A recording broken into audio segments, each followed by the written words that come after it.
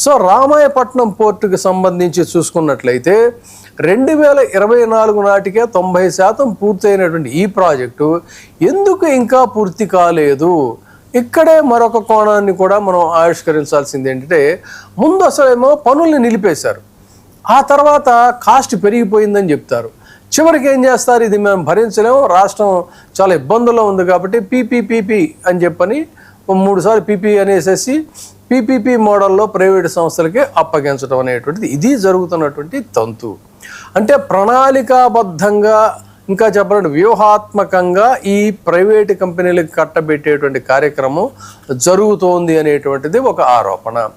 Bandar port contracts కనుక తీసుకున్నట్లయితే మొదట 4,2.62 కోట్లతో ఈ పనుల్ని కేటాయించారు.